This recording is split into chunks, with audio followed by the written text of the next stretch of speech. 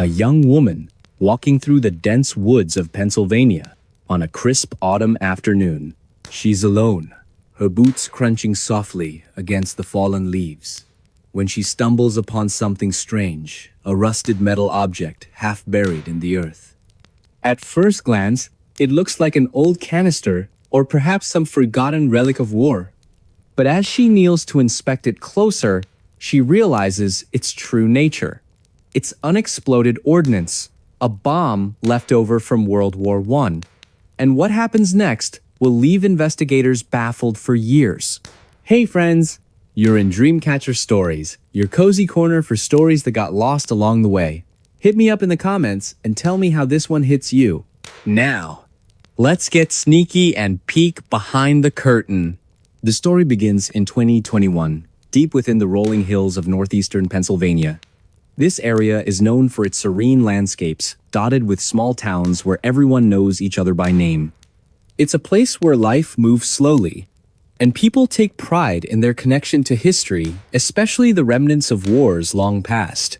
For decades, locals have whispered about hidden dangers lurking beneath the surface, leftover munitions buried during training exercises nearly a century ago. Most dismissed these tales as mere folklore, until one fateful day when reality collided with legend. Lydia was no stranger to the woods. Growing up in this part of the country meant spending countless hours exploring trails and creeks, developing a deep appreciation for the natural world around her.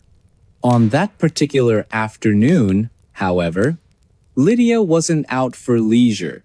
She had been searching for mushrooms to bring home to her family, venturing farther than usual into areas less frequented by hikers. The forest here felt different, quieter, heavier somehow, as if it carried secrets unwilling to be uncovered. When Lydia spotted the metallic glint peeking out from the soil, curiosity got the better of her. At first, she thought it might be treasure, a piece of history waiting to be rediscovered. Carefully, she brushed away the dirt, revealing more of the object's shape. Its size and weight suggested it wasn't just any artifact. It was far too large and ominous to ignore. Lydia froze, her instincts screaming at her to step back. She had heard enough stories growing up to recognize the potential danger before her. Her heart raced as she pulled out her phone, snapping photos and sending them to local authorities. Within hours, bomb disposal experts arrived on the scene, confirming her worst fears. This was indeed live ammunition, untouched and volatile after all these years. Word spread quickly throughout the community.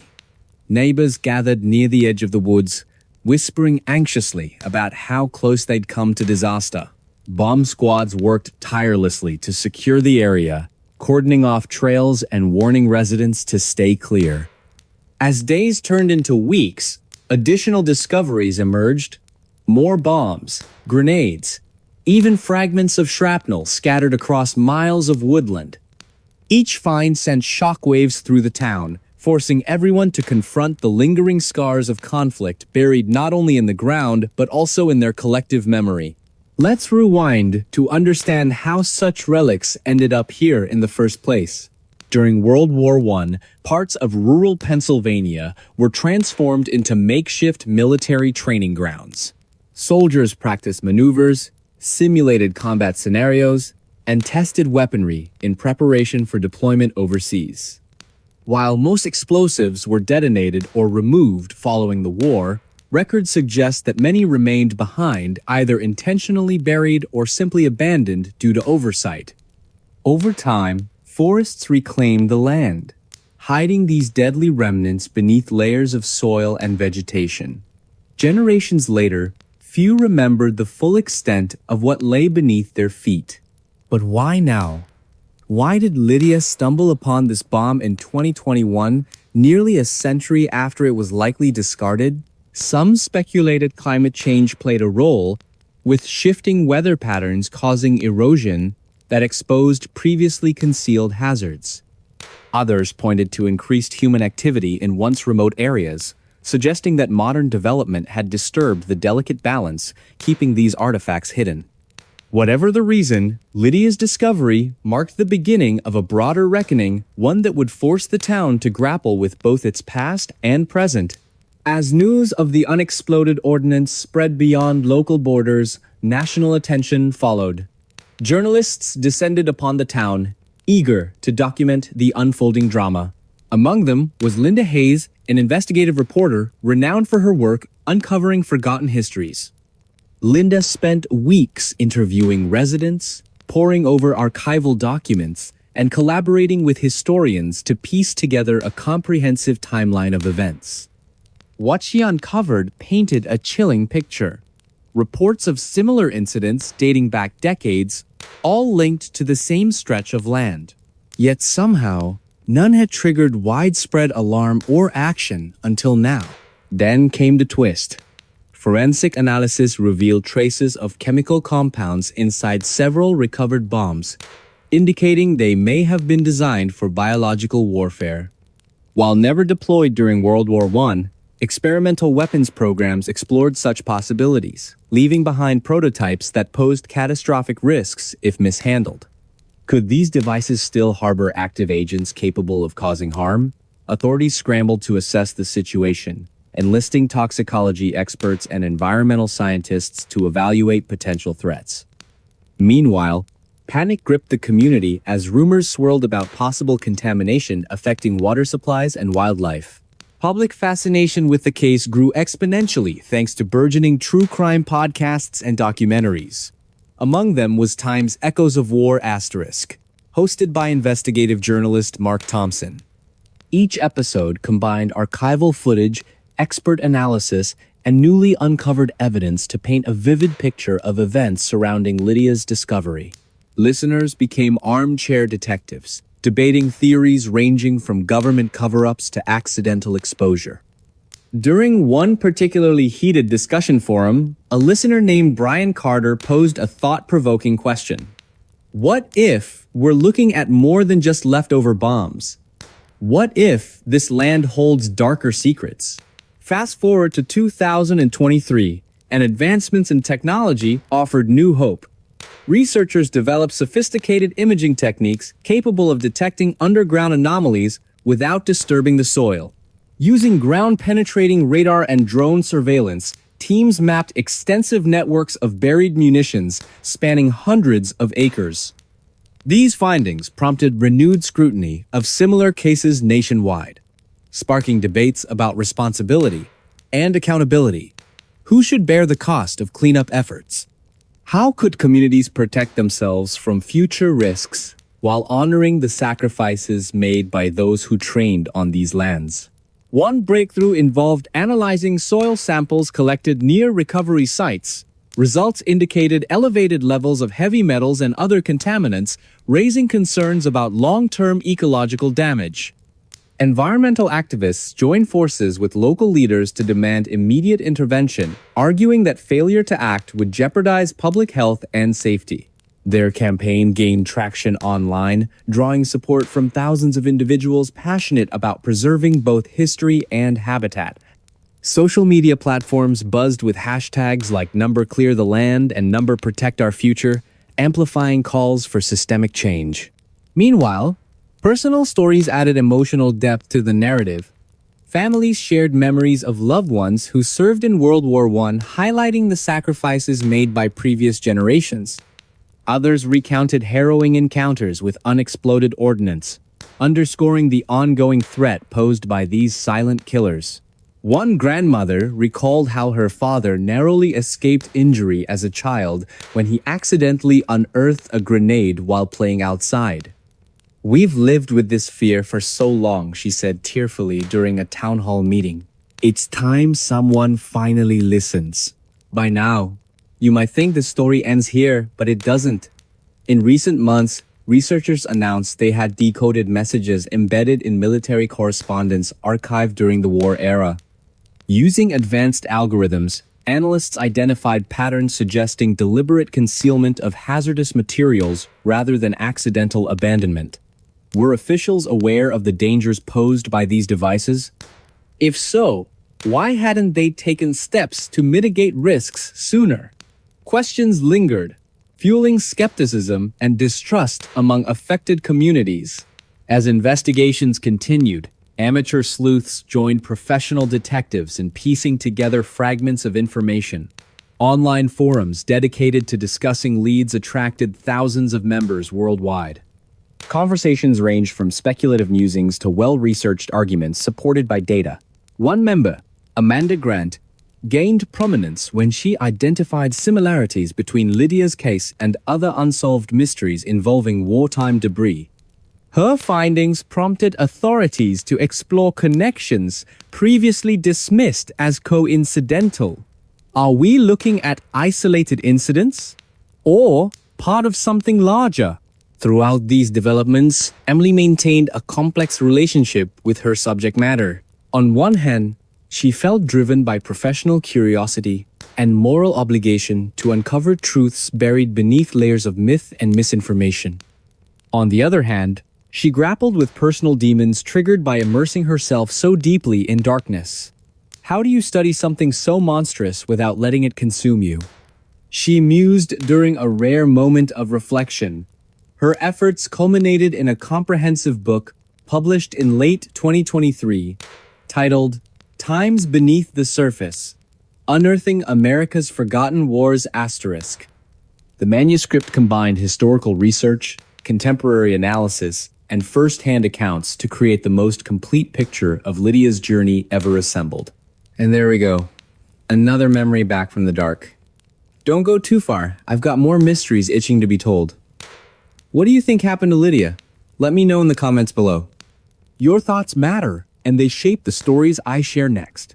So go ahead, type it out, and hit send. I'll see you there.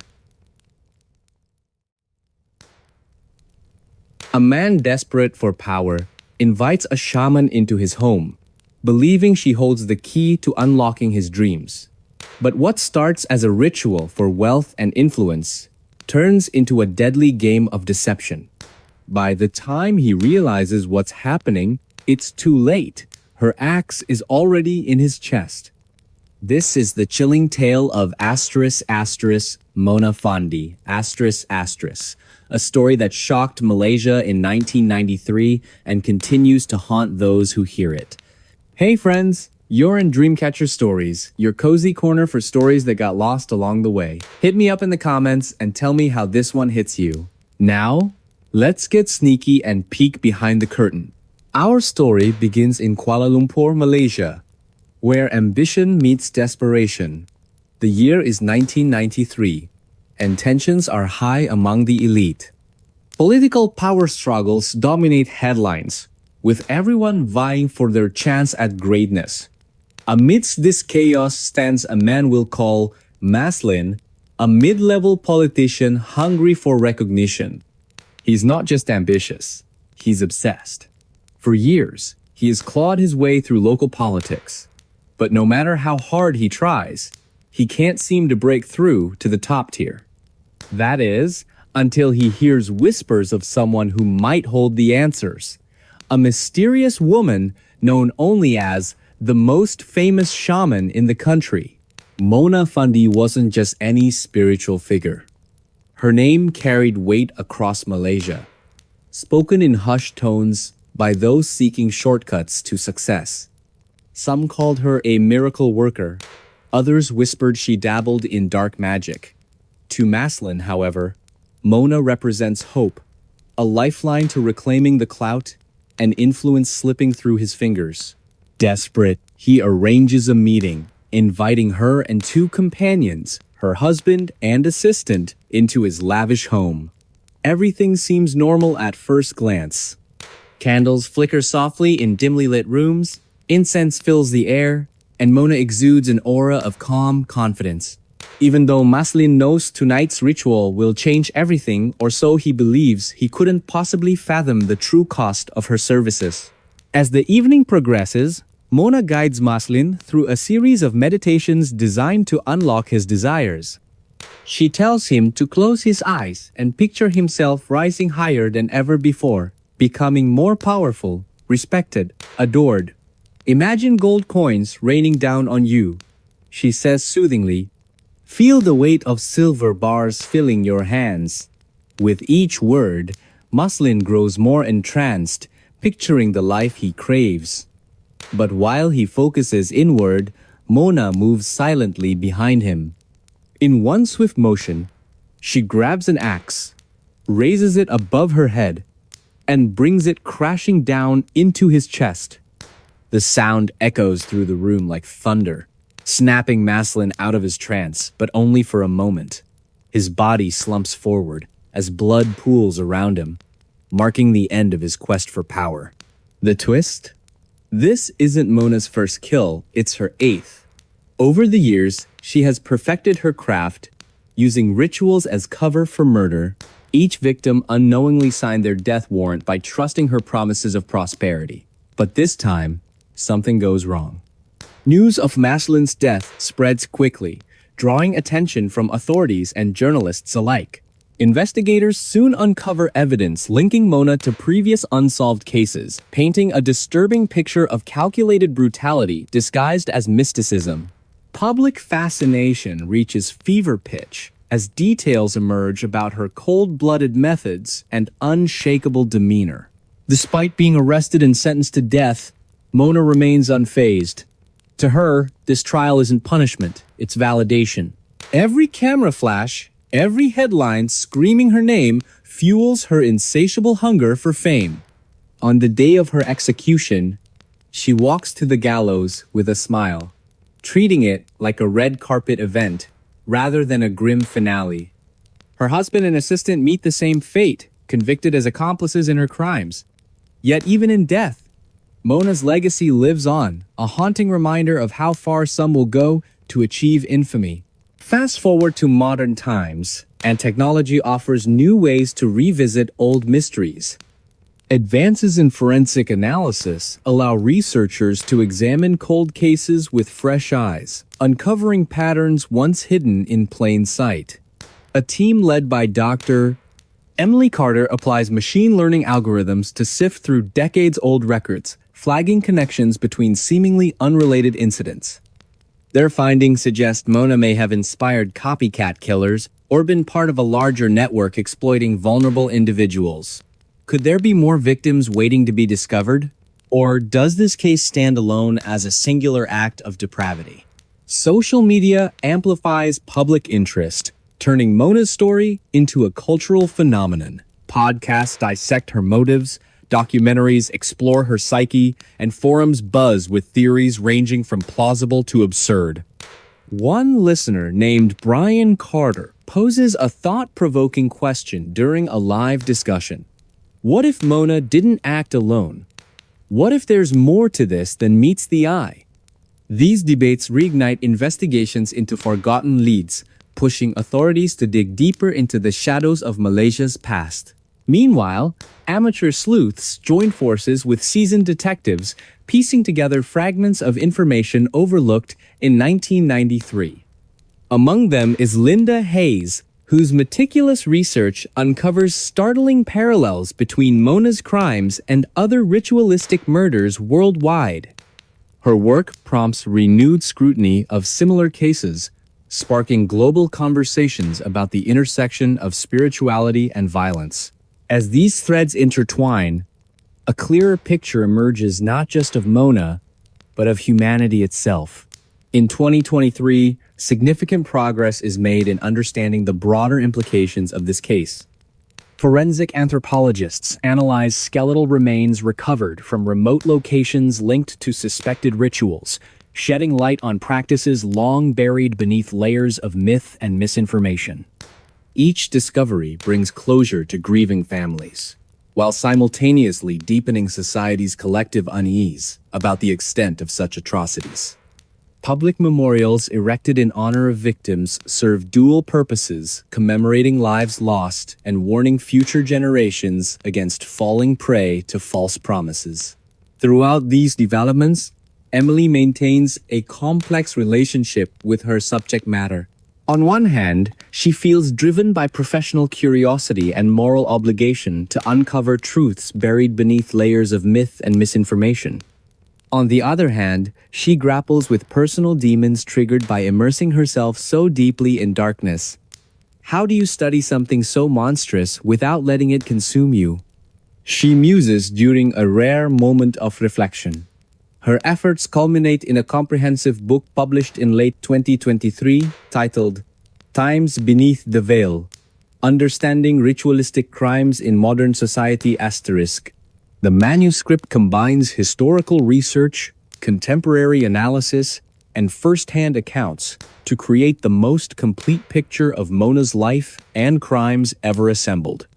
It resonates strongly with readers, sparking widespread discussions about mental health, criminal justice reform, and the nature of evil itself. Yet, despite all the revelations and advancements, fundamental questions remain unanswered. What exactly caused Mona to become who she was? Can anyone fully comprehend the depths of such depravity? And perhaps most importantly, how do we prevent future generations from producing similar monsters? These queries linger heavily over the conclusion of our narrative, reminding us that while much has been learned since Mona's time, much remains mysterious. For every answer uncovered, new mysteries arise. As Emily puts it poignantly during a final interview, we may never fully understand Mona Fandi or anyone like her, but understanding ourselves better might help stop others from following in her footsteps. So, as we close this chapter of exploration into one woman's descent into madness, let us also consider what lessons it holds for humanity moving forward. Because only by confronting our darkest fears can we hope to illuminate paths toward light and redemption. Or will the shadows always hold sway, reminding us of the limits of human understanding? And there we go, another memory back from the dark. Don't go too far, I've got more mysteries itching to be told. What do you think happened to Mona? Let me know in the comments below. Your thoughts matter, and they shape the stories I share next. So go ahead, type it out, and hit send. I'll see you there.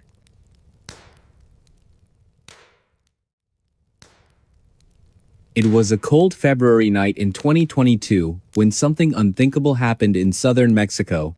A woman working late at a hotel reception desk receives an urgent call from her husband. He's been robbed, his motorcycle stolen right out from under him while he was running errands. Determined to recover what was taken, the couple sets off into the dangerous streets of their crime-ridden city.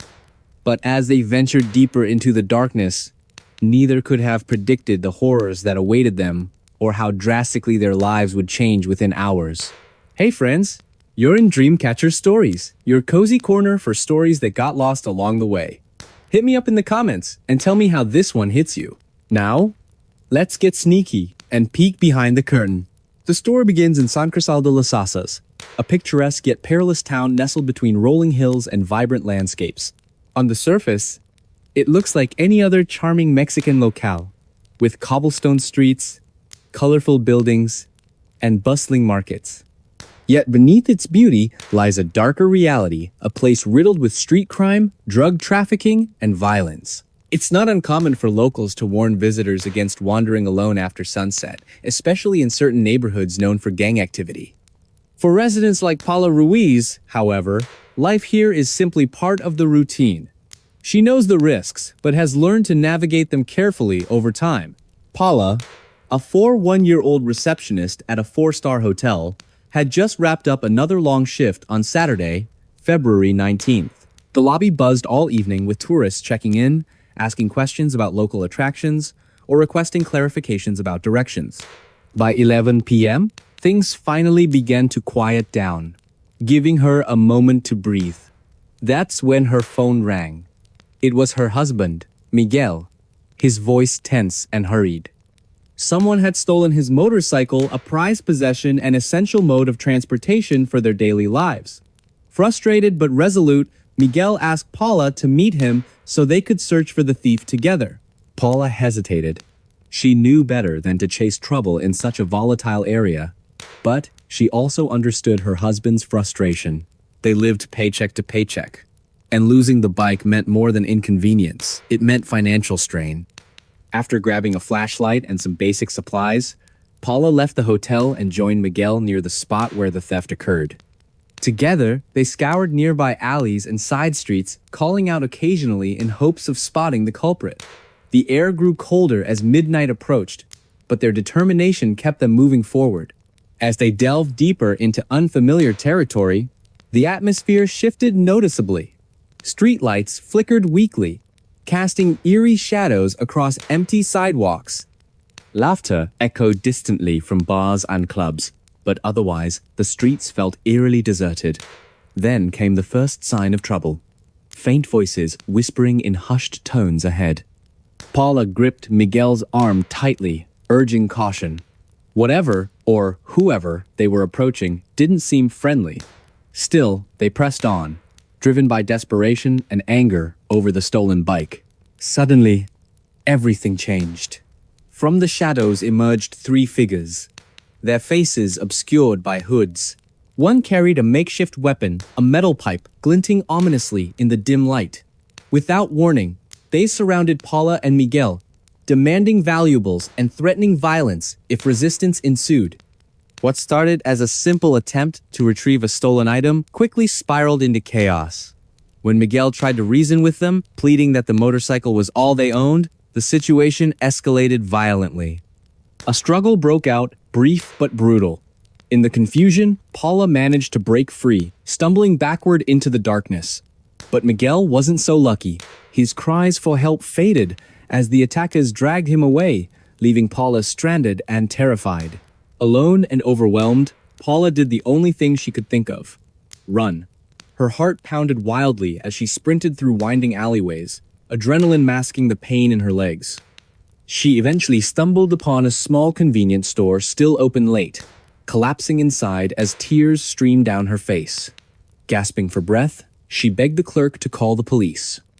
Officers arrived shortly afterward, taking her statement and promising to launch an immediate investigation. But deep down, Paula feared the worst. This wasn't just a robbery gone wrong, it was a nightmare unfolding in real time. Let's rewind slightly to understand the couple's background. Paula and Miguel weren't reckless people. Quite the opposite. They were hardworking individuals who had built a modest life despite the challenges of living in such a volatile environment. Paula often joked that surviving in San Crisol required equal parts courage and luck. Over the years, they developed coping mechanisms, avoiding certain areas, staying vigilant, and relying on each other for support. Their bond was unshakable, forged through shared struggles and dreams of a better future. So when Miguel disappeared without explanation, Paula's world crumbled. Not knowing whether he was alive or dead consumed her every waking thought. Days turned into weeks as authorities combed the city for clues. Despite extensive searches and interviews with potential witnesses, no concrete evidence surfaced. Rumors circulated among locals, ranging from plausible theories, gang initiation rituals, to far-fetched speculation. Kidnapping rings targeting foreigners. Social media played a significant role in spreading awareness, with amateur detectives dissecting details posted online. Some suggested Miguel might have crossed paths with someone involved in organized crime. Others pointed to the prevalence of human trafficking in the region, speculating that victims were often targeted indiscriminately. Each theory added layers of complexity to an already baffling case. Meanwhile, Paula found herself trapped in limbo. Unable to focus on work or sleep peacefully, she spent countless nights replaying the events of that fateful evening in her mind. Friends and family rallied around her, offering emotional support and practical assistance. But nothing could fill the void left by Miguel's absence. As weeks stretched into months, hope dwindled. The once bustling household fell silent, save for the occasional sound of Paula sobbing quietly in her room. Her grief became a constant companion, shadowing her every move. Then came the twist. Nearly 6 months later, a breakthrough emerged.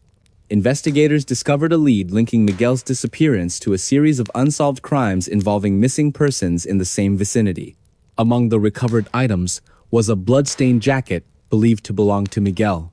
DNA testing confirmed the match, sending shockwaves through the community. Authorities speculated that Miguel might have been abducted and held captive before meeting a grim fate.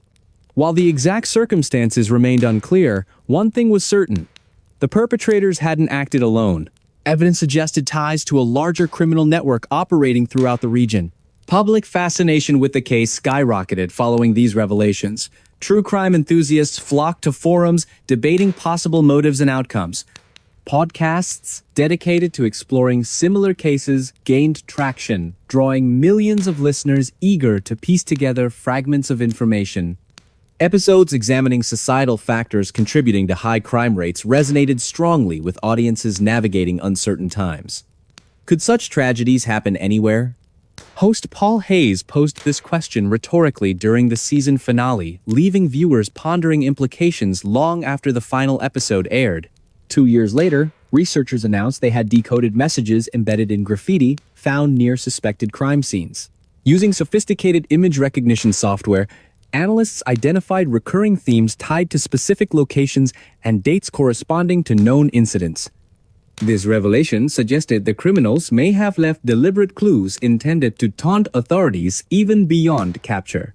Was this arrogance or a calculated game designed to prolong suffering? Emily Carter, a forensic psychologist assigned to analyze behavioral patterns, mused aloud during a private meeting with colleagues. Her voice cracked slightly, betraying exhaustion mixed with awe at the complexity of their subject. Atmosphere shifted dramatically as public interest surged once again. Forums buzzed with discussions, piecing together timelines and debating theories. Conversations ranged from speculative musings to well-researched arguments supported by data. One member, Amanda Grant, gained prominence when she identified similarities between Miguel's disappearance and other mysterious deaths involving individuals found miles away from their last known location. Her findings prompted renewed scrutiny of potential links previously dismissed as coincidental. Are we looking at copycat crimes? Or does this suggest something larger? Families affected by similar losses gather annually to honor their loved ones, finding solace in shared memories and unwavering determination. "We won't stop fighting," says Linda Hayes during a memorial service held near San Crisol. Her voice cracks with emotion, underscoring the personal stakes involved. And so, the legend persists not merely as a relic of the past, but as a testament to human resilience in the face of incomprehensible evil. And there we go, another memory back from the dark. Don't go too far, I've got more mysteries itching to be told. What do you think happened to Miguel? Let me know in the comments below. Your thoughts matter, and they shape the stories I share next. So go ahead, type it out, and hit send. I'll see you there. It was a cold January morning in 1984 when something truly inexplicable happened in Daytona Beach, Florida. A young man, just 19 years old, woke up like any other day, ate breakfast, dropped his younger brother off at school, and drove to his university for class. But within hours, he vanished without a trace. Days turned into weeks, then months, and still no answers surfaced. And here's the kicker, he reappeared 10 years later, frozen solid inside a block of ice in the middle of a Wisconsin forest. How did he get there? What happened during those missing years? The mystery only deepens from here. Hey friends, you're in Dreamcatcher Stories, your cozy corner for stories that got lost along the way. Hit me up in the comments and tell me how this one hits you. Now, let's get sneaky and peek behind the curtain. The story begins in Daytona Beach, a quiet coastal town where life moves steadily under the warm Florida sun. Our protagonist lived an ordinary life with his family in a modest home near the beach. He was studying aeronautical mathematics, a subject as intricate as it sounds, and seemed destined for greatness. Friends described him as intelligent, ambitious, and kind-hearted. His days followed a predictable rhythm. Wake up early, take care of responsibilities, and focus on academics.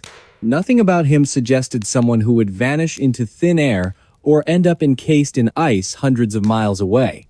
On January 24th, 1984, everything appeared normal. He started his day by heading downstairs, grabbing a quick bite to eat, and driving his younger brother Frank to school. After dropping him off, he made his way across town to the university campus. Witnesses confirmed seeing him park his car and walk toward the building where his classes were held. Yet, As soon as he stepped out of sight, something went terribly wrong. No one saw him again after that moment.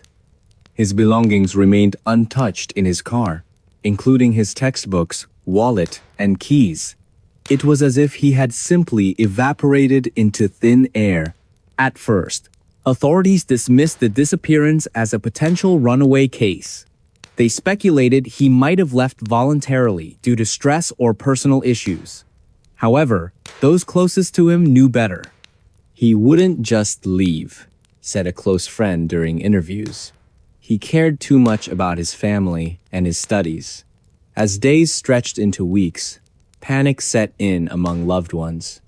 Flyers were distributed, search parties organized, and pleas aired on local news channels, all to no avail. The oceanfront community rallied together, scouring nearby woods, beaches, and neighborhoods, but not a single clue emerged. Let's rewind to understand what made this case so baffling. Timothy wasn't reckless or prone to disappearing acts. In fact, he was meticulous, always planning ahead and keeping everyone informed of his whereabouts. Neighbors recalled seeing him regularly jogging along the coastline, waving hello to passers-by. His professors praised his dedication to learning, noting how often he stayed late to ask questions or clarify concepts. To everyone who knew him, Timothy represented stability, a beacon of reliability in uncertain times. So why did he vanish so suddenly? And why did all attempts to locate him fail? Then came the twist. Exactly 10 years later, in 1994, hunters stumbled upon a shocking discovery deep within the Chequamegon-Nicolet National Forest in northern Wisconsin. There, partially buried beneath layers of snow and debris, lay a massive block of ice containing a human body perfectly preserved inside. Authorities identified the remains as belonging to none other than Timothy Molnar, the same teenager who disappeared a decade earlier. Initial examinations revealed no signs of trauma, poisoning, or illness. Instead, his body exhibited symptoms consistent with hypothermia, suggesting exposure to extreme cold temperatures shortly before death. But how did he travel over 1,300 miles from Florida to Wisconsin? Why was he found frozen solid despite being last seen alive in mild weather conditions? As investigators delved deeper into the case, they uncovered anomalies that defied logical explanation. For instance, Timothy's clothes showed no signs of wear or tear, indicating he hadn't wandered far once exposed to freezing temperatures. Additionally, dental records confirmed the body belonged to Timothy, yet certain details didn't align with known timelines. One theory posited he may have fallen victim to foul play, possibly kidnapped and transported against his will. Others speculated involvement from covert government operations experimenting with cryogenic technology. Whatever the truth, evidence pointed toward events far stranger than anyone could have imagined. Public fascination with the case skyrocketed almost overnight. True crime enthusiasts flocked to online forums, dissecting every detail available while debating possible explanations. Social media platforms buzzed with theories ranging from credible analyses to wild speculation. Among them was Brian Carter, a self-taught programmer who applied advanced algorithms to decode patterns hidden within archived materials related to similar disappearances nationwide. His findings drew widespread attention, suggesting connections between Timothy's case and broader criminal networks operating throughout rural America during the same period. Are we looking at isolated incidents or part of something larger? Meanwhile, amateur sleuths joined professional detectives in piecing together fragments of information. Podcasts dedicated to exploring Timothy's life and disappearance reached millions, sparking debates among listeners eager to solve the riddle themselves. Episodes examining societal factors contributing to such tragedies resonated strongly with audiences navigating uncertain times. Could such a mind exist today, armed with modern tools and access to classified systems? Host Paul Hayes posed this question rhetorically during the season finale of Time's Unraveling Genius*, leaving listeners pondering implications long after the episode aired. Fast forward to 2023, and advancements in forensic technology offer unprecedented opportunities for analyzing large data sets related to Timothy's case. Using machine learning models, researchers sifted through thousands of pages of archived material, flagging patterns previously overlooked by human eyes. Their findings suggest ties between Timothy's activities and similar disappearances worldwide, hinting at organized crime or rogue governmental factions. Could he have stumbled upon information threatening national security, triggering his elimination? Or was his fate tied to personal demons haunting him long before that fateful night? One breakthrough stood out above the rest. A notebook filled with hand-drawn diagrams depicting geometric shapes resembling crop circles. Inside, annotations referenced concepts borrowed directly from quantum theory, including mentions of black holes and multiverse theory. Experts struggled to interpret their meaning, though many agreed they pointed toward experimentation with untested scientific principles. Did he truly believe he could unlock doors to alternate realities? Or was this simply the product of mental instability exacerbated by pressure from his demanding career? By now, you might think the story ends here, but it doesn't. In recent years, new developments reignited interest in the case. Forensic genealogy techniques identified relatives linked to DNA profiles discovered near the crime scene, prompting authorities to revisit old leads. Investigators traced these connections back to individuals known to associate with underground organizations specializing in illegal technology trade. Could these groups have played a role in his death? If so, why target someone seemingly disconnected from their operations? Amidst growing intrigue, amateur sleuths joined professional detectives in piecing together fragments of information. Podcasts dedicated to exploring his life and crimes reached millions, sparking debates among listeners eager to solve the riddle themselves. Episodes examining societal factors contributing to his descent into madness resonated strongly with audiences navigating uncertain times. Could such a mind exist today, armed with modern tools and access to classified systems? Host Paul Hayes posed this question rhetorically during the season finale of Time's Unraveling Genius*, leaving listeners pondering implications long after the episode aired. 2 years later, researchers announced they had decoded messages embedded in artwork created during his final days. Sophisticated image recognition software identified recurring themes tied to specific locations and dates corresponding to known events in his life. This revelation suggested he may have left deliberate clues intended to taunt authorities even beyond the grave. Was he playing games right up until the end? Emily Carter, a forensic psychologist assigned to analyze his psychological profile, mused aloud during a private meeting with colleagues. Her voice cracked slightly, betraying exhaustion mixed with awe at the complexity of their subject. Atmosphere shifted dramatically as public interest surged once again. Forums buzzed with discussions, piecing together timelines and debating theories. Conversations ranged from speculative musings to well-researched arguments supported by hard data. One member, Amanda Grant, gained prominence when she identified similarities between his disappearance and other unsolved cases involving individuals with exceptional intellectual abilities. Her findings prompted renewed scrutiny of potential links between genius minds and clandestine operations. Families affected by similar losses gather annually to honor their loved ones, finding solace in shared memories and unwavering determination. "We won't stop fighting," says Linda Hayes during a memorial service held near North Wales. Her voice cracks with emotion, underscoring the personal stakes involved. And so, the legend persists not merely as a relic of the past, but as a testament to human resilience in the face of incomprehensible evil. And there we go, another memory back from the dark. Don't go too far, I've got more mysteries itching to be told. What do you think happened to Timothy? Let me know in the comments below. Your thoughts matter, and they shape the stories I share next.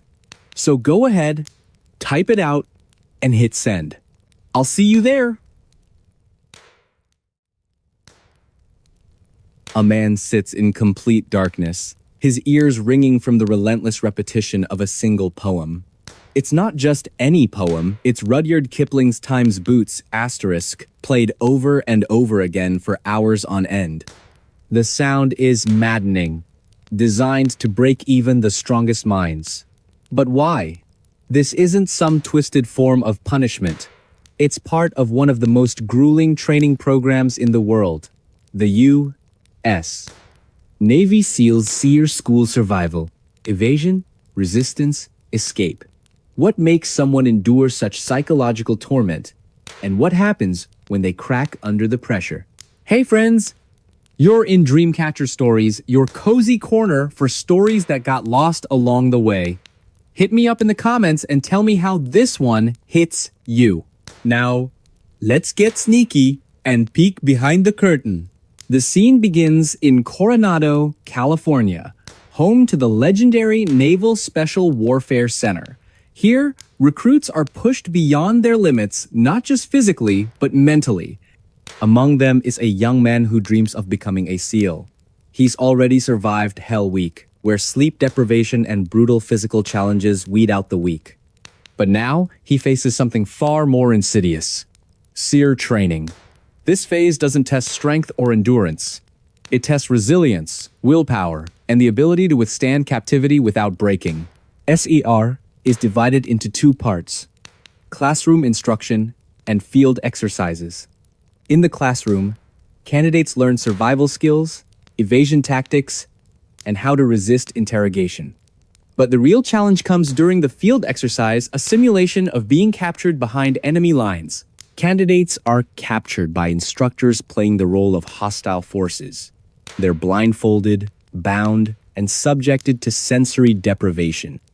For hours or sometimes days, they're kept in confined spaces, deprived of light, food, and human contact. And then, there's the audio. If you've ever heard Time's Boots Times by Rudyard Kipling, you know its rhythmic cadence can be hypnotic. But when played continuously at high volume, it becomes an instrument of torture. Imagine lying in total darkness, unable to move, as the same lines echo endlessly. Left, right, left, right. It's enough to drive anyone mad. During these sessions, candidates must remain silent and composed, no matter how overwhelming the stress becomes. Some cry, others scream. A rare few laugh hysterically. But all of them share one goal: to prove they won't break. Let's rewind to understand why this kind of training exists. The U.S. military invests millions in preparing operators for worst-case scenarios. SEALs aren't just elite soldiers, they're problem solvers, capable of functioning in environments most people couldn't survive. When deployed, they often operate deep behind enemy lines, where capture is a constant threat. If taken prisoner, they must resist interrogation long enough to protect classified information. That's where SEER comes in. The program mimics real-world conditions, exposing candidates to extreme stress so they can develop coping mechanisms. But it's not just about surviving captivity. SEER teaches candidates to think critically under pressure. Instructors observe every reaction, how they respond to threats, whether they maintain composure, and if they can adapt to unpredictable situations. Failure isn't an option here. Those who crumble during training may find themselves disqualified from the SEAL pipeline altogether. For many, this is the moment they realize how far they're willing to go and how much they're willing to sacrifice to earn the Trident pin. Then comes the twist. Not everyone survives SEER unscathed. While most candidates emerge stronger, some leave with scars that never fully heal. Take, for example, a recruit who endured a Time's Boots Times session longer than anyone else in his class. On paper, he passed with flying colors. Physically, he was fine. Mentally, however, cracks began to show. Months later, during deployment, he started experiencing panic attacks, triggered by repetitive sounds. Back home, he struggled to adjust to civilian life. Friends noticed changes. He became withdrawn, irritable, and prone to sudden outbursts. Doctors diagnosed him with PTSD, linked directly to his time in SARE. This revelation sparked debates within the military community. Was SARE too intense? Could prolonged exposure to psychological stress cause lasting damage? Researchers conducted studies comparing veterans who underwent SARE with those who didn't. Results were mixed. While some showed increased resilience, others exhibited symptoms consistent with trauma survivors. Critics argued that pushing candidates to their breaking point risked creating liabilities rather than assets.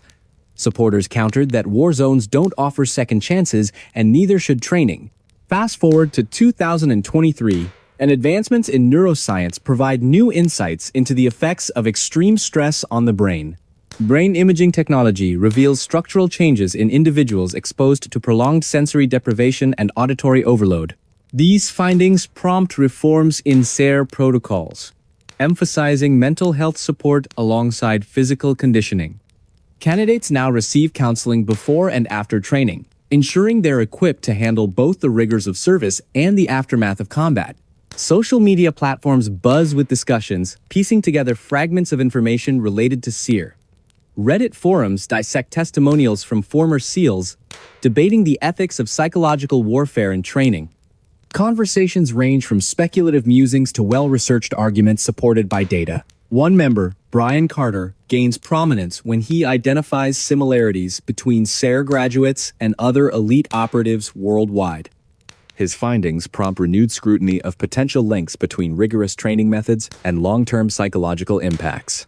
Meanwhile, public fascination with the SEALs grows exponentially thanks to burgeoning true crime podcasts and documentaries. Among them is Time's Through the Waves*, hosted by investigative journalist Linda Hayes. Each episode combines archival footage, expert analysis, and newly uncovered evidence to paint a vivid picture of events surrounding SARE training. Listeners become armchair detectives, debating theories ranging from necessary preparation to alleged abuse. During one particularly heated discussion forum, a listener named Amanda Grant posed a thought-provoking question. What if SARE isn't just about survival? What if it's also about desensitization? In 2018, a whistleblower came forward claiming to recall suspicious activity near SARE facilities. Though vague, these recollections sparked new lines of inquiry. Detectives revisited old statements, searching for overlooked details that might connect dots unseen before. Every little piece matters, insisted Detective James Peterson during another late-night session reviewing files stacked high around his desk. By 2020, social media played increasingly vital roles in disseminating information related to the case. Twitter threads dissected evidence, Reddit forums debated theories, and YouTube channels uploaded videos piecing together fragments of the puzzle. Then came the breakthrough. Forensic genealogy techniques identified a distant relative linked to DNA profiles discovered at the crime scene years earlier. Investigators raced to interview the individual, uncovering surprising ties to Willow Creek during the mid-1980 seconds. While circumstantial, the connection provided tantalizing possibilities worth pursuing. "We're closer than ever before," declared James during a press conference held amidst heightened tension. Cameras flashed as reporters clamored for answers, underscoring the significance of this development. Yet, despite these advances, fundamental questions remained unanswered. Why did Jack travel so far into the wilderness? How did he end up miles away from his starting point without leaving any discernible trail? And perhaps most hauntingly, what role, if any, did the town itself play in his demise? The atmosphere shifted dramatically as public interest in the case grew once again. Online forums buzzed with discussions, piecing together clues and debating theories. Social media campaigns reached millions, reminding the world of Jack's story and the importance of vigilance. What really happened to Jack? Is he still alive somewhere, waiting to be found? Or did some cruel twist of fate claim his life that fateful evening? These questions lingered like shadows over Willow Creek, casting doubt and despair over the hearts of those who cared. By 2023, significant progress had been made in identifying previously unknown victims connected to similar cases. Advances in forensic anthropology enabled analysis of skeletal remains discovered near remote locations frequented by hikers and campers. Each identification brought closure to grieving families, while simultaneously deepening society's collective unease about the extent of such crimes. Public memorials erected in honor of victims served dual purposes, commemorating lives lost and warning future generations against falling prey to similar ideologies. Throughout these developments, Emily maintained a complex relationship with her subject matter. On one hand, she felt driven by professional curiosity and moral obligation to uncover truths buried beneath layers of myth and misinformation. On the other hand, she grappled with personal demons triggered by immersing herself so deeply in darkness. How do you study something so monstrous without letting it consume you? She mused during a rare moment of reflection. Her efforts culminated in a comprehensive book published in late 2023 titled Times Beneath the Canopy: Understanding Unsolved Mysteries in Rural America, **. The manuscript combined historical research, contemporary analysis, and first-hand accounts to create the most complete picture of Jack's life and disappearance ever assembled. It resonated strongly with readers, sparking widespread discussions about mental health, criminal justice reform, and the nature of evil itself. Yet, despite all the revelations and advancements, fundamental questions remain unanswered. What exactly caused Jack to become who he was? Can anyone fully comprehend the depths of such depravity, or the circumstances surrounding his death? And perhaps most importantly, how do we prevent future generations from producing similar tragedies? These queries weigh heavily over the conclusion of our narrative, reminding us that while much has been learned since Jack's time, much remains mysterious. For every answer uncovered, new mysteries arise. As Emily puts it poignantly during a final interview, we may never fully understand Jack or anyone like him, but understanding ourselves better might help stop others from following in his footsteps. So, as we close this chapter of exploration into one man's descent into chaos, let us also consider what lessons it holds for humanity moving forward. Because only by confronting our darkest fears can we hope to illuminate paths toward light and redemption. Or will the shadows always hold sway, reminding us of the limits of human understanding? Now, imagine yourself walking through your neighborhood after hearing this tale. Who knows what secrets lie beneath the surface? And remember, while stories like Jack's may terrify us, they also remind us of our capacity to overcome adversity. Because in the end, it isn't the darkness that defines us, it's how we choose to respond to it. Do you believe the case will ever be fully solved? Or does its identity remain forever shrouded in darkness? As we ponder these questions, let us remember the life touched and tragically ended by this horrific act. Because only by honoring his memory can we hope to move forward, armed with knowledge and fortified by compassion. And there we go, another memory back from the dark. Don't go too far, I've got more mysteries itching to be told. A massive crater in the middle of an African game farm, stretching hundreds of feet wide. At its center lies what appears to be nothing more than a small puddle of water. But beneath that unassuming surface hides the deepest freshwater cave in the world, Bushman's Hole. It's a place where experienced divers dream of pushing their limits, but also where tragedy strikes without warning. This is where our story begins, with a young man who vanished into the abyss on Christmas Day in 1994. Hey friends, you're in Dreamcatcher Stories, your cozy corner for stories that got lost along the way. Hit me up in the comments and tell me how this one hits you. Now, let's get sneaky and peek behind the curtain. The year was 1994, and Bushman's Hole had already earned its reputation as both a marvel and a menace. Located on a privately owned farm in South Africa, it wasn't just any dive spot. It was a challenge for adrenaline junkies, thrill seekers, and those brave enough to face the unknown. For Dion Dreyer, a 20-year-old adrenaline enthusiast from South Africa, the allure was irresistible. By the time he reached his late teens, Dion had already built motorcycles, raced cars, and dabbled in extreme sports. But his true passion lay in exploring underwater caves, logging nearly 200 dives before being invited by a group of divers to explore Bushman's Hole over the holiday break. On paper, the plan seemed straightforward. Descend to about 492 feet, roughly halfway down the cave, and returned safely.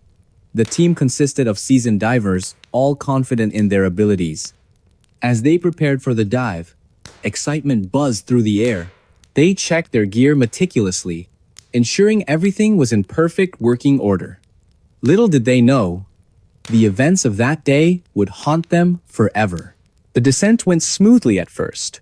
The water was eerily calm, almost inviting, as if concealing the danger lurking below. About halfway through the ascent, however, things took a turn. One diver glanced back to check on Dion, giving him the universal OK hand signal. Dion responded in kind, signaling that all was well. His flashlight illuminated the murky depths around him, casting eerie shadows against the rocky walls of the cave. But moments later, when the same diver turned again to look for Dion, he was gone. Panic set in immediately. The diver signaled the others above him, halting the group mid-ascent. He swam as fast as he could toward the last known location of Dion, only to find his flashlight still attached to his gear, wavering faintly as it sank deeper into the darkness. Realizing the futility of attempting a rescue at such depths, the diver reluctantly returned to the surface, heartbroken and defeated. Dion Dreyer had disappeared into Bushman's Hole, leaving behind no trace except his helmet, which authorities later recovered using a robot. For Dion's parents, the pain of losing their son was compounded by the fact that they never received closure. Without a body to bury, they erected a plaque near the entrance of Bushman's Hole to commemorate his life. Years passed, and the memory of Dion faded into legend among local divers. Every so often, someone would mention seeing something unusual during a dive, but nothing concrete ever surfaced until 10 years later. In 2004, Dave Shaw, a 50-year-old veteran cave diver, embarked on a daring expedition to reach the bottom of Bushman's Hole. Reaching the 800-foot mark, Shaw became only the third person in history to achieve such a feat. Upon touching down on the sloping floor of the cave, he detached from his reel, switched on his flashlight, and began scanning the surroundings. About 50 feet away, he spotted something chilling, a human body lying motionless on its back, arms stretched out toward the surface. Shaw approached cautiously and instantly recognized the remains as belonging to Dion Dreyer. Shaw examined the body carefully, assessing whether it could be retrieved. Determined to bring closure to Dion's family, Shaw devised a meticulous plan to recover the remains. 10 days after submerging himself into the abyss, Shaw entered the water once again, this time equipped with a camera mounted on his helmet to document the operation. Dion's parents arrived intentionally late, standing quietly at the edge of the water, hoping not to add pressure to Shaw's mission. Descending rapidly, Shaw reached the bottom faster than expected. Locating Dion's body, he worked quickly, securing the remains inside a body bag. However, as he ascended, something went terribly wrong. Suffering from nitrogen narcosis, a condition caused by breathing compressed gases at depth, Shaw grew disoriented. Despite his best efforts to make it back to safety, his movements slowed dramatically. His breathing became labored, then silent. Moments later, Dave Shaw was dead. When the recovery team arrived to retrieve their equipment, they sang Amazing Grace in memoriam for the fallen diver. As they began pulling up the lines, bubbles rose from the depths, drawing their attention. To their astonishment, they realized the bubbles belonged to Shaw's body and miraculously, Dion's as well. Somehow, Shaw had managed to free Dion before succumbing to his fate. When the line was pulled, both bodies floated to the surface, fulfilling Shaw's promise to bring Dion home. Back at the morgue, investigators discovered Shaw's camera intact. Reviewing the footage frame by frame revealed the harrowing final moments of his journey. Though Shaw ultimately perished, his sacrifice ensured that Dion's family finally received the closure they had waited a decade for. This tragic tale raises questions that linger long after the story ends. What drives individuals like Dion and Dave to pursue such perilous adventures? Is it bravery, recklessness, or perhaps an insatiable curiosity about the unknown? And most importantly, how do we honor their memories while learning from their mistakes? And there we go. Another memory back from the dark. Don't go too far, I've got more mysteries itching to be told. What do you think happened down there in Bushman's Hole? Let me know in the comments below. Your thoughts matter, and they shape the stories I share next. So go ahead, type it out, and hit send. I'll see you there. It was a quiet Sunday evening in rural Ontario, Canada, on August 15th, 1971. A young man, just 23 years old, is flipping through an old photo album in his cozy living room. The pages are filled with snapshots of adventure scuba diving in crystal clear waters, mountain biking down rugged trails, and skydiving above sprawling landscapes. He lived for adrenaline, always chasing the next thrill. But as he turned another page, there came a knock at the door, a sound that would change everything. Little did he know, this seemingly ordinary moment would spiral into one of the most baffling cases ever recorded. Hey friends, you're in Dreamcatcher Stories, your cozy corner for stories that got lost along the way. Hit me up in the comments and tell me how this one hits you. Now, let's get sneaky and peek behind the curtain. The small town where our story unfolds is picturesque, surrounded by dense forests and rolling hills. It's the kind of place where everyone knows each other, and life moves at a slow, predictable pace. Our protagonist, Michael, had grown up here, but never quite fit the mold of a quiet country boy. To those who knew him, he was magnetic, charismatic, daring, and always pushing boundaries. His walls were adorned with maps marking destinations he dreamed of exploring, and his bookshelves overflowed with tales of survival and exploration. Yet, despite his love for adventure, Michael remained deeply connected to his roots, often spending weekends helping neighbors or visiting family nearby. That fateful evening, Michael sat alone in his modest home, reminiscing about past escapades captured in photographs. As dusk settled over the horizon, casting long shadows across the room, the sudden knock startled him. Pausing mid-page flip, he rose from his chair and opened the door to find a police officer standing on his porch. The officer introduced himself politely, explaining that he was conducting routine checks in the area. Michael welcomed him inside, offering coffee as they chatted casually about local happenings. Nothing seemed unusual until later that night, when strange noises echoed outside Michael's house. As hours passed, unease crept into Michael's mind. He couldn't shake the feeling that something wasn't right. A distant rustling in the bushes caught his attention, followed by faint whispers carried on the wind. Venturing cautiously toward the window, he peered out into the darkness, squinting against the glare of moonlight filtering through trees. Shadows danced eerily, though no source could be identified. Returning to his seat, Michael tried dismissing the paranoia, convincing himself it was merely fatigue playing tricks on his senses.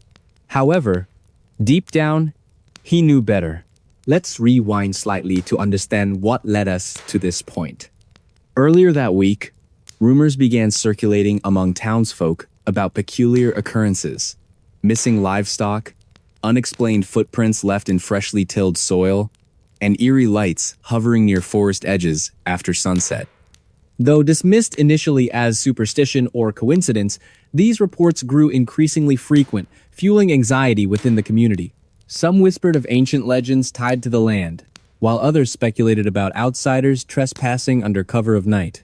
Whatever the truth, fear brewed silently beneath the surface, waiting for a spark to ignite chaos. Back to the present. Dawn broke without incident, leaving Michael relieved yet unsettled. Determined to uncover answers, he decided to investigate further. Armed with binoculars and a flashlight, he ventured into the woods surrounding his property. What he discovered chilled him to the bone: a series of cryptic symbols carved into tree trunks, forming a crude path leading deeper into the wilderness. Each step forward revealed more unsettling details. Discarded items belonging to missing persons, fragments of torn clothing snagged on branches, and hollowed-out animal carcasses arranged ritualistically around makeshift altars. Then came the twist. Upon reaching a clearing bathed in sunlight, Michael stumbled upon a makeshift campsite littered with personal belongings, unmistakably linked to recent disappearances plaguing the region. Among them lay journals detailing macabre rituals performed by someone known only as Mona, a name whispered with equal parts reverence and dread throughout neighboring counties. According to entries scrawled hastily in ink-stained handwriting, Mona claimed descent from a secretive lineage tasked with maintaining balance between worlds unseen. Her methods? Ritualistic executions designed to appease shadowy entities dwelling beyond mortal comprehension. Public fascination skyrocketed once word spread about Michael's findings. True crime enthusiasts flocked to online forums, dissecting every detail uncovered thus far.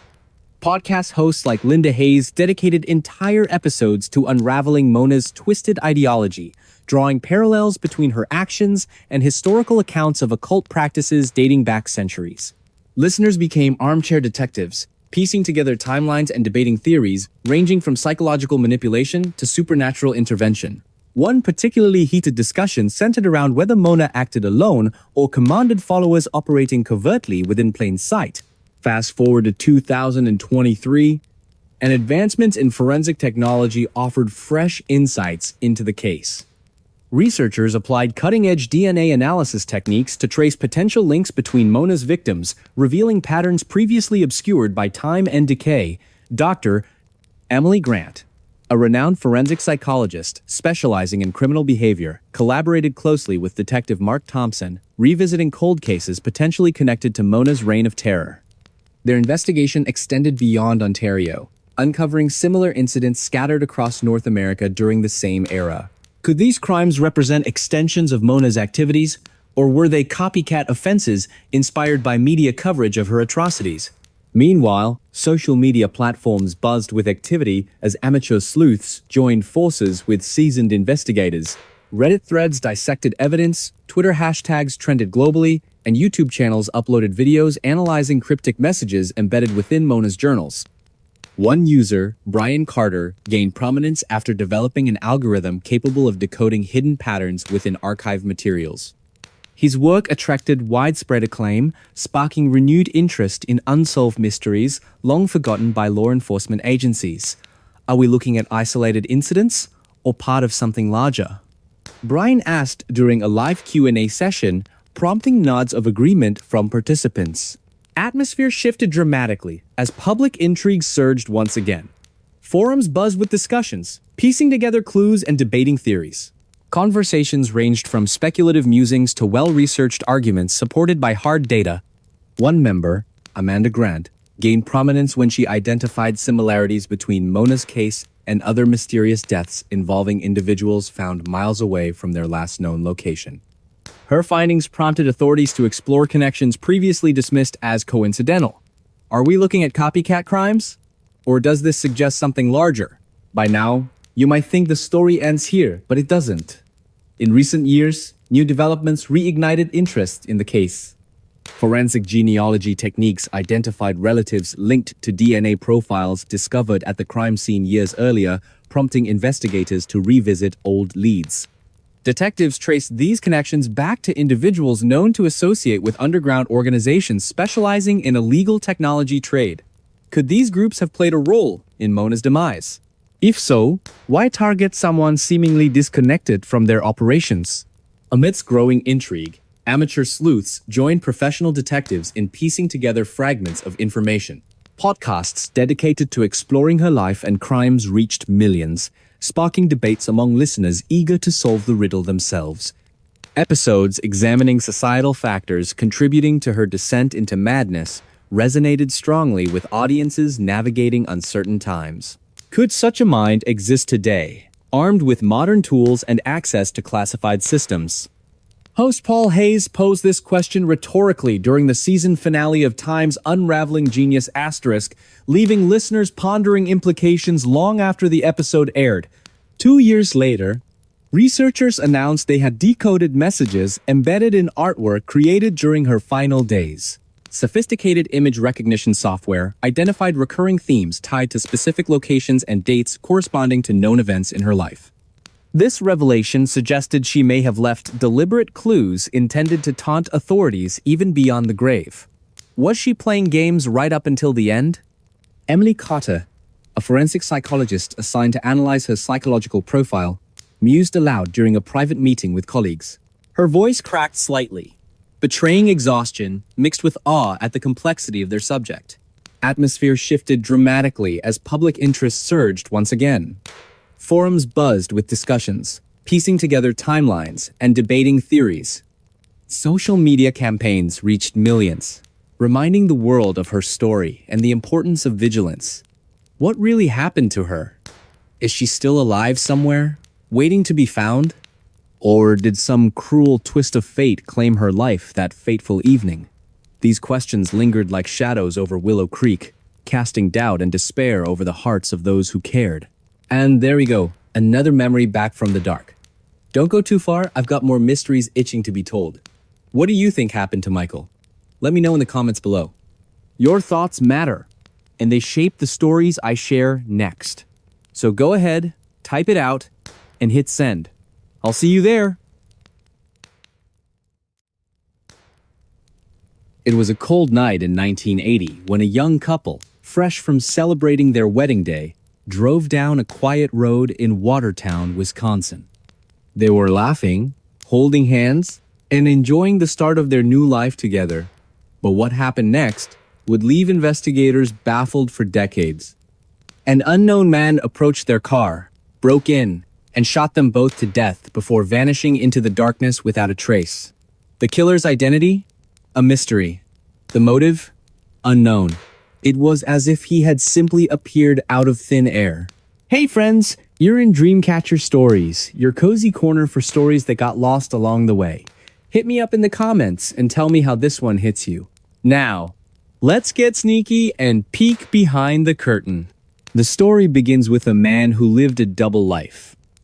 To those around him, he seemed like a reformed criminal, someone who had turned away from his dark past and embraced law-abiding citizenship. He raised a family, held down steady jobs, and presented himself as a pillar of respectability. But behind closed doors, things were far from perfect. His daughter, now grown, grew up fearing him. She knew her father wasn't the man he claimed to be. Behind his calm exterior lay a violent temper and compulsive tendencies that made her question everything about him. Throughout her childhood, she remembered nights when the entire family would pack up suddenly and move in the dead of night. Her father always gave the same excuse. I was an informant back in jail, and some people I snitched on have found us. We need to disappear. But even as a child, she didn't believe him. Something felt off about these stories. As she grew older, her suspicions deepened. Was her father still involved in crime? Or worse, was he hiding something darker? Fast forward to 2009, long after the world had forgotten about him. April, now 40 years old, decided it was time to confront the truth about her father. She couldn't shake the feeling that he had never truly changed. One name kept coming back to haunt her thoughts. Ed Edwards, a man whose charm masked a sinister history. Growing up, April had witnessed moments of violence and manipulation at home. And then there were the moves, the constant uprooting of their lives under mysterious circumstances. Each time they relocated, April wondered if her father was running from something or someone. But it wasn't until she stumbled upon an unsolved murder case from 1980 that pieces started falling into place.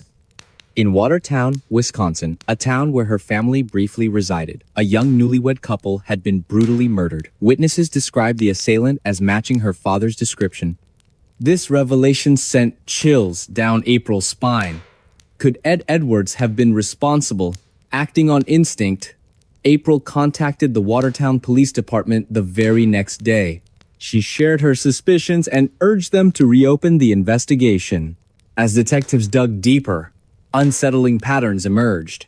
Ed Edwards wasn't just any ordinary man. He was a career criminal with ties to multiple unsolved cases across the United States. From robberies to murders, his trail of destruction spanned decades. Yet, somehow, he managed to evade capture for most of his crimes. That is, until 2009, when DNA evidence finally caught up with him. Investigators linked him to several homicides, including the infamous Happy Face Killer murders. which earned their grim nickname due to Edward's habit of drawing smiley faces near his victims' bodies. Let's rewind to understand the man behind the mask. Born in the early 20th century, Edwards grew up in poverty, surrounded by hardship. From a young age, he learned to rely on deceit and manipulation to survive. By adulthood, he had honed his skills into a deadly art form. Charismatic yet calculating, Edwards could charm anyone into trusting him, only to betray them later. His ability to blend into society allowed him to operate undetected for years. Even when caught, he often slipped through cracks in the justice system, leaving victims' families desperate for answers. Then came the twist. As authorities pieced together Edward's criminal profile, they discovered shocking connections between his known crimes and other cold cases. For instance, the Watertown murders weren't isolated incidents, they fit into a larger pattern of violence stretching across state lines. Evidence suggested Edwards traveled extensively, committing crimes wherever he went. Some speculated he may have even trained others in his methods, creating a network of copycat killers. If true, this raised terrifying questions about how many more victims might exist. Public fascination with Edwards' case skyrocketed after details leaked online. True crime enthusiasts flocked to forums, debating whether Edwards acted alone or as part of a broader conspiracy. Among them was Brian Carter, a self-taught programmer who developed algorithms capable of identifying patterns within vast datasets. Using advanced software, he analyzed thousands of archived documents related to Edwards' activities. His findings pointed toward possible links between Edwards and other unsolved crimes nationwide. Could these cases represent extensions of Edwards' work, or were they inspired by media coverage of his exploits? Social media platforms buzzed with theories, ranging from credible analyses to wild speculation. Podcasts dedicated to exploring Edwards' life and crimes attracted millions of listeners eager to solve the riddle themselves. Episodes examining societal factors contributing to his descent into madness resonated strongly with audiences navigating uncertain times. Could such a mind exist today, armed with modern tools and access to classified systems? Host Paul Hayes posed this question rhetorically during the season finale of Time's Unraveling Genius*, leaving listeners pondering implications long after the episode aired. 2 years later, researchers announced they had decoded messages embedded in artwork created during Edwards' incarceration. Sophisticated image recognition software identified recurring themes tied to specific locations and dates corresponding to known events in his life. This revelation suggested Edwards may have left deliberate clues intended to taunt authorities even beyond the grave. Was he playing games right up until the end? Emily Carter, a forensic psychologist assigned to analyze his psychological profile, mused aloud during a private meeting with colleagues. Her voice cracked slightly, betraying exhaustion mixed with awe at the complexity of their subject. Atmosphere shifted dramatically as public interest surged once again. Forums buzzed with discussions, piecing together timelines and debating theories. Conversations ranged from speculative musings to well-researched arguments supported by hard data. One member, Amanda Grant, gained prominence when she identified similarities between Edwards' disappearance and other unsolved cases involving individuals with exceptional intellectual abilities. Her findings prompted renewed scrutiny of potential links between genius minds and clandestine operations. Families affected by similar losses gather annually to honor their loved ones, finding solace in shared memories and unwavering determination. "We won't stop fighting," says Linda Hayes during a memorial service held near North Wales. Her voice cracks with emotion, underscoring the personal stakes involved. And so, the legend persists not merely as a relic of the past, but as a testament to human resilience in the face of incomprehensible evil. And there we go, another memory back from the dark. Don't go too far, I've got more mysteries itching to be told. What do you think happened to Ed Edwards? Let me know in the comments below. Your thoughts matter, and they shape the stories I share next. So go ahead, type it out, and hit send. I'll see you there. A remote jungle in Guyana, South America, where nearly 1,000 people lived together in what appeared to be a utopian community. It was called Jonestown, named after its charismatic leader who promised equality, peace, and salvation.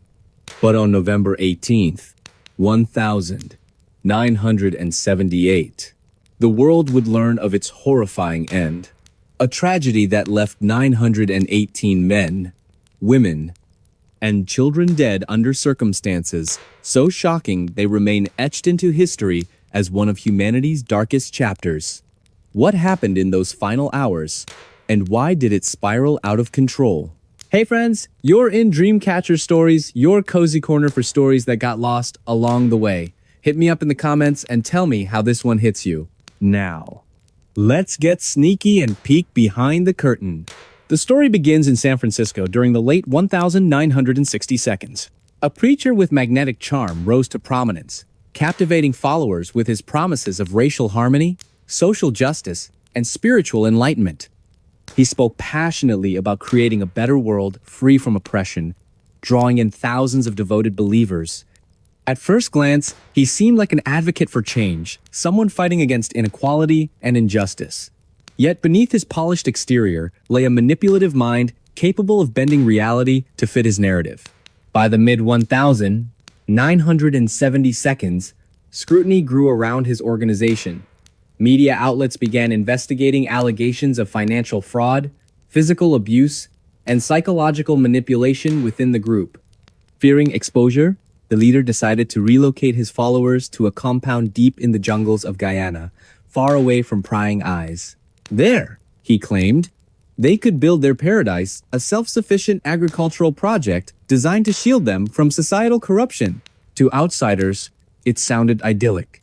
To insiders, it became something else entirely. Jonestown wasn't just isolated geographically, it was cut off mentally and emotionally. Life inside the compound revolved around strict rules enforced by armed guards. Followers worked tirelessly under harsh conditions, often deprived of food or sleep. Questioning authority wasn't tolerated. Dissenters faced public humiliation or worse. Over time, paranoia seeped into every aspect of life. The leader frequently warned residents that enemies lurked everywhere, ready to destroy their dream. His speeches grew increasingly apocalyptic, painting a bleak picture of persecution and betrayal. Then came the turning point. In November 1978, Congressman Leo Ryan traveled to Jonestown to investigate claims of human rights abuses. Accompanied by journalists and concerned family members, he arrived expecting chaos but found a well-maintained settlement. Residents greeted him warmly, singing songs and sharing meals. For a moment, it seemed the reports were exaggerated, but cracks soon surfaced. Several defectors approached Ryan, pleading for help to escape. As tensions escalated, gunfire erupted at the airstrip where the delegation prepared to leave. Ryan and 4 others were killed instantly. Back at Jonestown, panic set in. The leader knew the massacre would draw global attention, exposing everything he had worked so hard to conceal. In response, he gathered everyone in the central pavilion, delivering a chilling speech about their impending doom. According to survivors, he convinced residents that suicide was the only way to avoid capture and torture at the hands of their enemies. Cyanide-laced flavor aid was distributed, starting with the children. Adults followed suit, drinking the poison willingly, or so it seemed. What makes this tragedy even more harrowing is the sheer scale of death. Entire families perished together, their bodies sprawled across the muddy ground. Some tried to resist, only to be forcibly injected with the lethal mixture. Others fled into the jungle, hoping to evade fate. But few succeeded. By morning, Jonestown lay silent, its once vibrant community reduced to a graveyard. Now, let's rewind to understand how such a nightmare unfolded. How did a man initially seen as a beacon of hope turn into a figure synonymous with mass destruction? Experts believe his charisma masked deeper issues: narcissism, delusions of grandeur, and an insatiable need for control. Early followers describe him as empathetic and inspiring, qualities that attracted vulnerable individuals seeking purpose. Over time, however, his methods shifted. Public shaming sessions replaced encouragement. Loyalty tests replaced trust. Fear became the glue holding the community together. For years, questions lingered. Were the residents brainwashed, unable to think critically? Or did some truly believe in the cause until the bitter end? Psychological studies suggest both scenarios played a role. Many victims exhibited signs of Stockholm Syndrome, clinging to their captor out of desperation. Others may have genuinely feared external threats, conditioned to see the leader as their savior. Regardless of motive, the outcome remains devastating, a stark reminder of how easily idealism can curdle into fanaticism. As news spread, shockwaves rippled worldwide. Journalists scrambled to piece together timelines, uncovering disturbing details about life in Jonestown. Audio recordings revealed chilling conversations between the leader and his inner circle, discussing everything from murder-suicide plans to perceived conspiracies. Letters smuggled out by defectors painted grim portraits of daily existence, detailing starvation, beatings, and constant surveillance. Each revelation added layers to the tragedy, forcing society to confront uncomfortable truths about blind faith and unchecked power. Fast forward to modern times, and technology offers new insights. Advances in forensic science allow researchers to analyze remains buried hastily after the massacre. DNA testing connects victims to surviving relatives, bringing closure to families torn apart decades ago. Meanwhile, amateur sleuths comb through archives, piecing together fragments overlooked by official investigations. One researcher, Brian Carter, gained fame developing algorithms to decode patterns hidden within survivor testimonies. His findings sparked renewed interest, prompting discussions about cult dynamics and prevention strategies. Social media plays a pivotal role in keeping memories alive. Platforms like Reddit and YouTube host forums dedicated to exploring unanswered questions. True crime enthusiasts debate theories ranging from government cover-ups to supernatural influences. Among them is Linda Hayes, whose podcast Times Voices of Jonestown Times combines archival footage, expert interviews, and first-hand accounts to create immersive narratives. Episodes resonate deeply with listeners, sparking conversations about mental health, trauma recovery, and accountability. Public fascination extends beyond podcasts. Documentaries, books, and museum exhibits continue shedding light on Jonestown's legacy. In 2023, a groundbreaking study analyzed personality traits common among cult leaders, identifying warning signs useful for intervention efforts.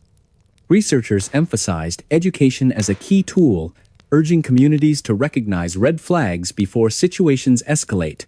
These initiatives reflect growing awareness and determination to prevent future tragedies.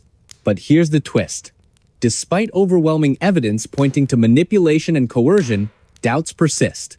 Some argue certain aspects don't align with traditional cult behavior. Why, for instance, did highly educated professionals join willingly? Could external pressures have influenced decisions? While no definitive answers exist, these queries highlight complexities inherent in understanding human nature. Consider this. Survivors recount hearing whispers long after the massacre, rumors of secret documents, hidden funds, even covert operations involving foreign governments. Though unsubstantiated, such tales fuel speculation, blurring lines between fact and fiction. Are we looking at isolated incidents or part of a larger conspiracy? Investigators struggle to separate truth from myth, hampered by incomplete records and conflicting testimonies. Meanwhile, psychologists study behavioral patterns exhibited by participants, hoping to identify vulnerabilities exploited by leaders. Findings suggest susceptibility stems from factors like isolation, fear, and cognitive dissonance. But broader implications raise unsettling questions. If ordinary people can commit extraordinary atrocities, what does that say about us? Can anyone truly claim immunity from influence? As years pass, additional developments emerge. In 2025, archaeologists unearth artifacts near the original site, offering glimpses into daily life. Tools, clothing, and personal belongings provide tangible connections to those lost. Exhibitions showcasing these items travel globally, reminding audiences of resilience amidst despair. Families affected gather annually to honor loved ones, finding solace in shared grief and unwavering resolve. Through it all, one truth stands clear. Jonestown represents more than a single event. It symbolizes humanity's capacity for both cruelty and compassion. For every answer uncovered, new mysteries arise. For every step forward, obstacles loom large. Yet through perseverance, understanding transcends generations, binding us together in pursuit of peace and resolution. And there we go. Another memory back from the dark. Don't go too far, I've got more mysteries itching to be told. What do you think really happened in Jonestown? Was it pure manipulation? Or did other forces play a role? Let me know in the comments below. Your thoughts matter, shaping not just my stories, but our collective quest for truth. Until next time, stay curious and keep questioning.